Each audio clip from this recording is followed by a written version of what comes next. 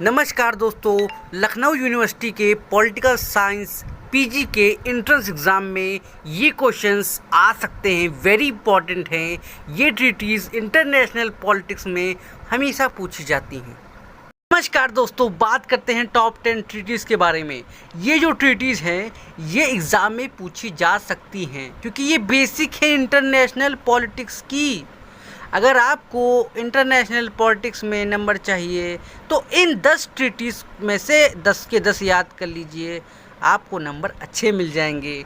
पहली ट्रीटी है treaty of Westphalia 1648। 1648 में ट्रीटी ऑफ वेस्टफेलिया आई है। ट्रीटीज़ ऑफ वेस्टफेलिया से आधुनिक राज्य, जो आधुनिक मॉडर्न स्टेट है ना, उसका जन्म ट्रीटी ऑफ वेस्टफेलिया से हुआ है। 1648 में राज्यों में संप्रभुता का कॉन्सेप्ट आया। आप देखते हो ना कि एक राज्य की सोवरेनिटी, एक ऐसी शक्ति जो कि राज्य को स्वतंत्र करे, वो स्वयं से अपने निर्णय लेने की शक्ति रखता हो, वो क्या है? संप्रभुता। तो ट्रीटी ऑफ वेस्टफेलिया इसका उदाहरण है। बात करते हैं treaty of Versailles. Treaty of Versailles world war first के बाद हुई थी। जर्मनी पर बहुत सारे पनिशमेंट टैक्सेस बहुत कुछ लगाया गया था। हिटलर इसी से नाराज़ होकर खुन्नस खाए बैठा था और वर्ल्ड वॉर सेकेंड उसकी वजह से हुआ। तो ट्रीटी ऑफ वर्साइल्स 1919 में हुआ था।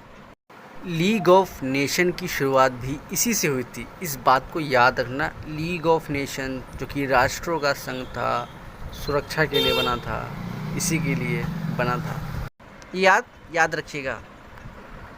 1945 में यूएन चार्टर आया था।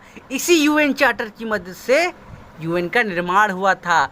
24 अक्टूबर 1945 1945 को यूएन का निर्माण हुआ था। यूएन अस्तित्व में आया था। ये बहुत ही इम्पोर्टेंट ट्रीटीज है दोस्तों। 1949 में नाटो की स्थापना हुई थी। नाटो की स्थापना क्यों हुई थी जानते हैं? सोवियत संघ से बदला लेने के लिए, सोवियत संघ को जवाब देने के लिए। 1968 में आई थी नॉन प्रोलिफरेशन ट्रीटी, इसको एनपीटी कहते हैं। 1968 में आई थी। भारत ने इसका विरोध किया था, भारत ने इस पर साइन नहीं किया था। ये ट्रीटी बहुत महत्वपूर्ण ट्रीटी है, याद रखिएगा। नॉन प्रोलिफरेशन ट्रीटी, जिसको एनपीटी कहते हैं, कहाँ आई थी? 1968 में आई थी। बात करते हैं एक और ट्रीटी की, ट्रीटी ऑफ रोम।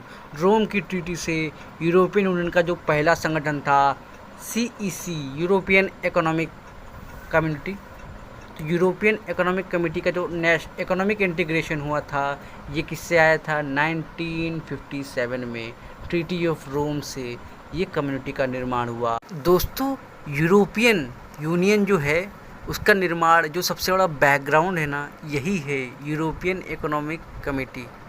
उसी से डेवलप होकर यूरोपियन यूनियन बना है, तो ये बहुत याद रखिएगा। Camp David accord.